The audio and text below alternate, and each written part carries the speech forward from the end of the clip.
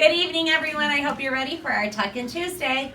Tonight, I will be reading chapters 4 and 5 for you. But before we get started, Joanna and I would like to say something to the author, Mr. Grabenstein, because he's having heart surgery this week, and we wanted to wish him well. What would you like to say, Joanna? Hello, and I'm glad to be back at school again because I have so many wonderful friends here and a wonderful principal.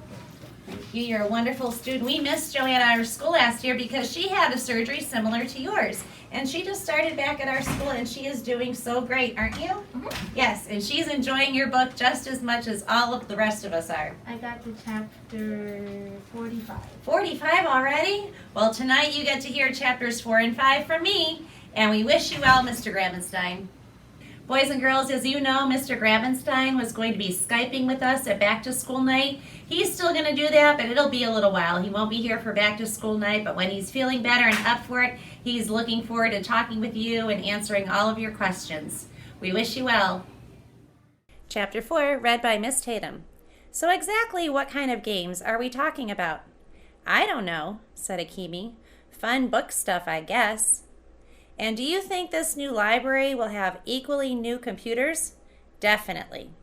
Wi-Fi? Probably. Kyle nodded. And this all takes place Friday night? Yep. Akemi, I think you just discovered a way for me to shorten my most recent groundation. Your what? My game-deprived parental punishment. Kyle figured being locked in a library with computers on a Friday night would be better than being stuck at home without any gaming gear at all. Can I borrow a pen and a sheet of paper? What? You're going to write your essay now? On the bus? Better late than never. They're due in homeroom, Kyle. First thing. Fine. I'll keep it brief. Akemi shook her head and handed Kyle a notebook and a pen. The bus bounced over a speed bump into the school driveway. He would need to make his essay really, really short. He was hoping the 12 winners would be randomly pulled out of a hat or something. And like the lottery, people always said in their TV commercials, you just had to be in it to win it. Meanwhile, in another part of town, Charles Chiltington was sitting in his father's library, working with a college student who'd been hired to help him polish up his extra credit essay. He was dressed in his typical school uniform, khaki slacks, blue blazer, button-down shirt, and tastefully striped tie. He was the only student at Alexandriaville Middle School who dressed that way. What's a big word for library? Charles asked his tutor. Teachers love big words. Book repository. Bigger, please. Athenaeum. Perfect. Isn't such a weird word? They'll have to look it up. Charles made the change, saved the file, and sent the document off to the printer. Your dad sure reads a lot, said his ELA tutor, admiring the leather-bound books lining the walls of Mr. Chiltington's home library. Knowledge is power, said Charles. It's one of our fundamental family philosophies. Another was, we eat losers for breakfast. Kyle and Akemi climbed off the bus and headed into the school. You know, said Akemi, my dad told me the library people had like a bazillion different architects doing drawings and blueprints that they couldn't share with each other. How come? To keep everything super secret. My dad and his firm did the front door and that was it. The second they stepped into Mrs. Cameron's classroom for homeroom period, Miguel Fernandez shouted, Hey, Kyle, check it out, bro. He held up a clear plastic binder, maybe 2 inches thick. I totally aced my essay, man. The library dealio? Yeah, I put in pictures and charts, plus a whole section about the ancient library of Alexandria, Egypt, since this is Alexandriaville, Ohio. Cool, said Kyle. Miguel Fernandez was super enthusiastic about everything. He was also president of the school's Library Aid Society. Hey, Kyle, you know what they say about libraries?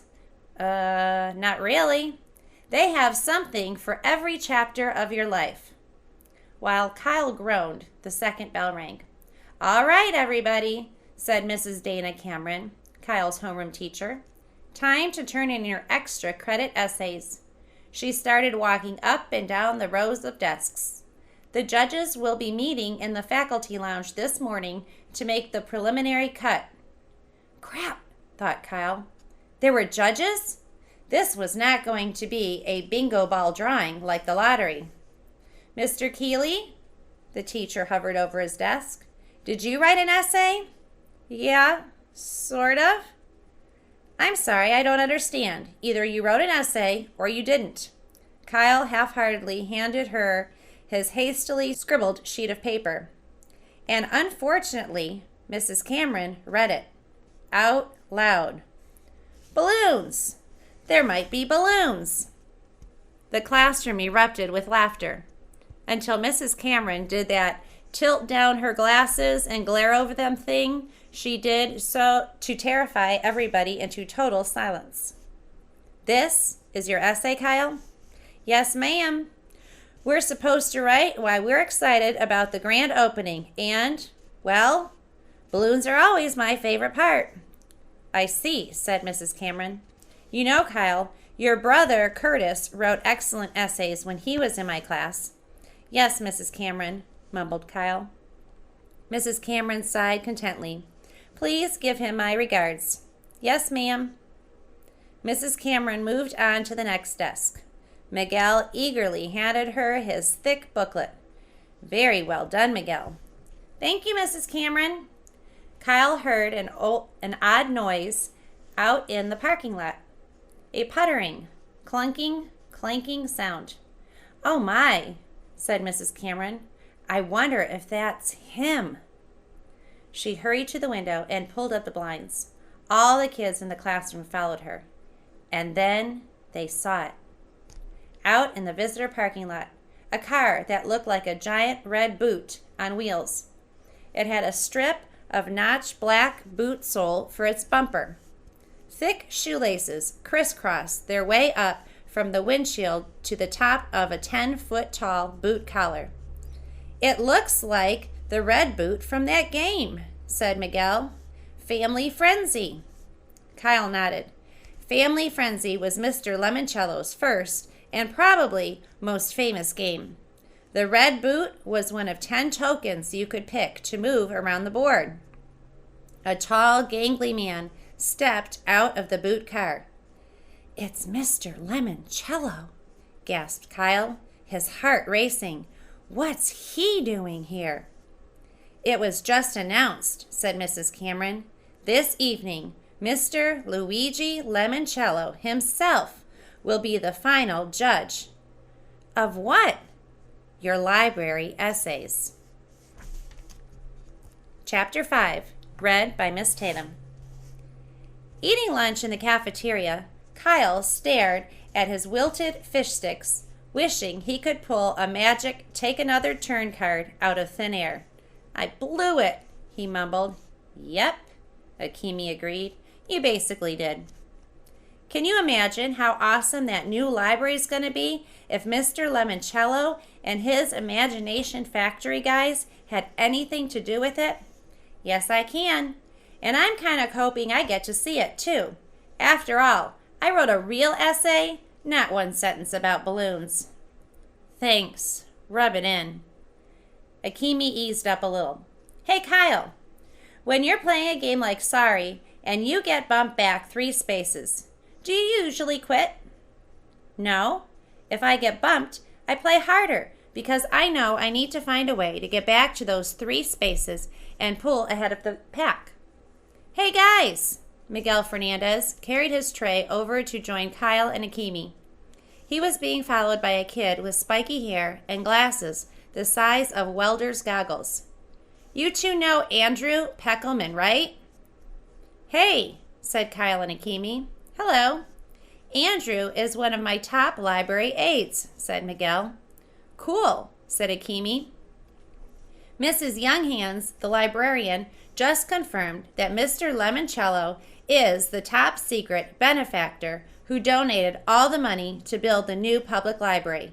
$500 million.